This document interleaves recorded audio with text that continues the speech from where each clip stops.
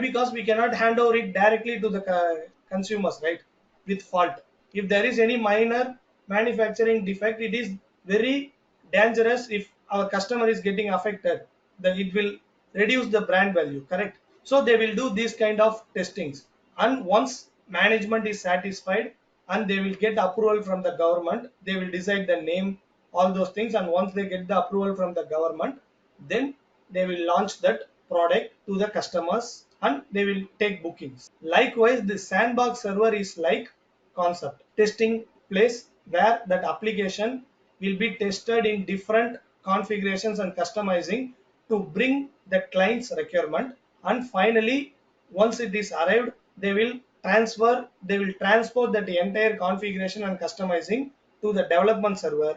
In development server, n number of employees from different modules will sit and they will create the requirements according to the client and transport those data will be get transported to the production. In between, quality will check the data transport whether it is working fine, whether configuration is correct, it is relevant, all those things will be get tested when it is transported from development to final stage. Okay, up to this clear, sir, about landscape? Oh, it's clear. It's clear. So next topic that we are going to see today is methodology phases. In SAP, we are using a methodology to do implementation, which is called ASAP methodology. ASAP, ASAP methodology. What this AS stands for? Accelerated SAP. That is called ASAP. What is the benefit of using this methodology? This methodology is developed and updated by the consultants and project managers while they are doing SAP implementation, based on their experience and based on their requirement and based on the feedback from different locations.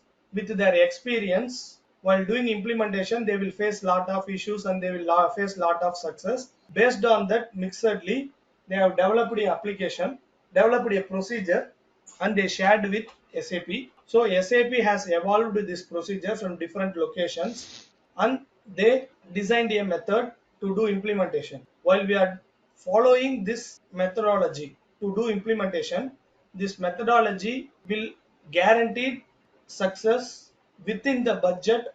We can able to complete the project on time with available resources, and we can able to have connect with the process flow, so that we can able to identify what is happening in each and every procedure and what has been done and what yet to be done, and whether we are going in a proper way or any changes happen, all will be get monitored with the help of this methodology when we are doing implementation. This methodology is very optimized. Keep on getting experience from the consultants. It is optimized and this procedure is globally used for implementing SAP. This methodology is used for SAP implementation by all the companies. This methodology will have 5 phases, that is 5 steps, which is called as phases of ASAP methodology. In these phases, the first procedure will start from project preparation. Project preparation, it is a kind of group discussion between the client and company. The client will have different companies and they will do discussion and they will compare all the companies quotation, time, cost, all will be get considered, and we have to sit once they have finalized some company, we have to sit in different levels for different meetings: project manager, general manager, finance team, sales team, purchase team, finance, sales manager, team leader, likewise different levels, board of members. So we have to discuss with all and we have to understand the requirement of the client, and we have to deliver what we can able to do without any false commitment, and getting the data from the customer, from the client properly, and we have to make it the project to the next level. Once the client is satisfied with all our answers, with our quotation, cost, time, all those things, once the client has approved our company to start the implementation, the next procedure is started with blueprint, business blueprint. What will happen in business blueprint means, this business blueprint is a overview and it is a set of documents which is prepared by the company based on the client's requirement. What are all the things that we have discussed and what are all the things that we have accepted mutually: cost, time, what are all the things that we are going to do on SAP, infrastructure development, networking development, all will be get documentized in blueprint, and also how many teams that we are going to work, under which team what work will be happen, that step by step procedures will be also get updated in business blueprint. This will be get submitted to the client, and we also have one copy. Once it is acknowledged by the client, we will explain the client that we are going to do these things according to the project preparation we discussed, and we have to make the client understand, and we have to sign that project. Once blueprint is done, next realization will start. In realization, sandbox server, development server work, all will be get started.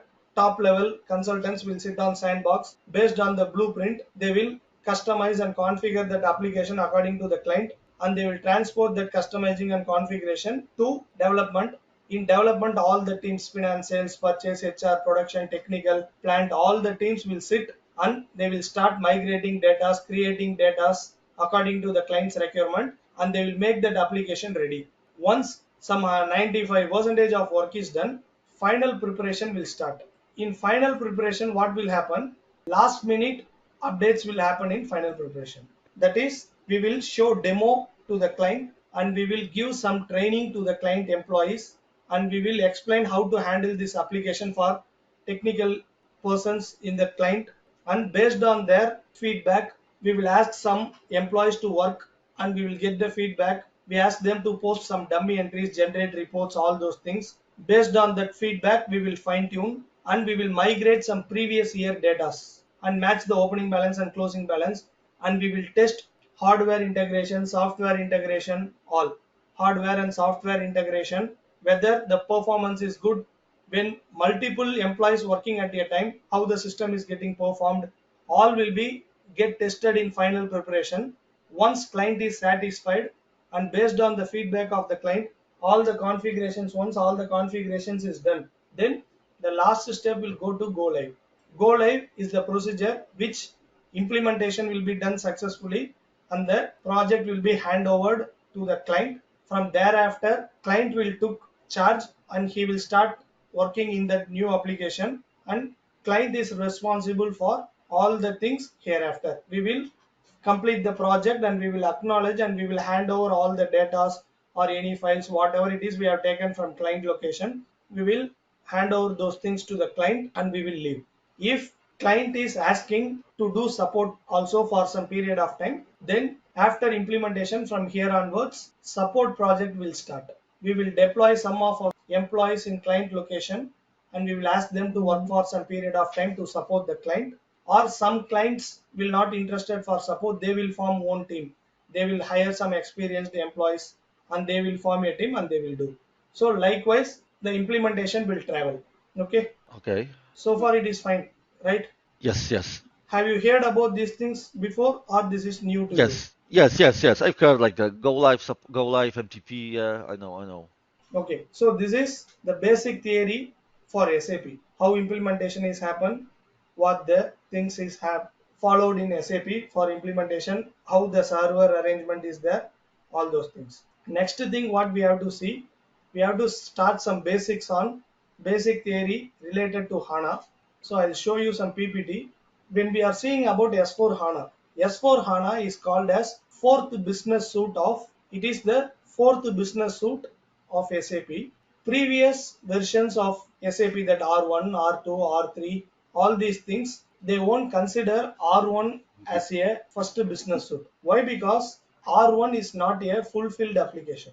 R1 is developed in the initial stage in the startup of that SAP, and they developed that application according to the client. If some client is asking for payroll and accounting, they will develop application. If some other client is asking for payroll and sales, they will do. Accounting and sales, they will do. Likewise, it is not a fulfilled application. For example, some 10 to 10 years before, you can able to download Microsoft Word, Excel, PowerPoint, these kind of applications individually, right?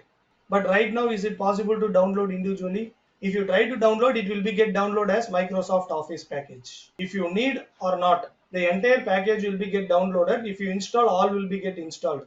If you don't need Word and PowerPoint, you need only Excel and Microsoft Teams. These two things also means you are not able to skip. You need to download the package and you need to use these two.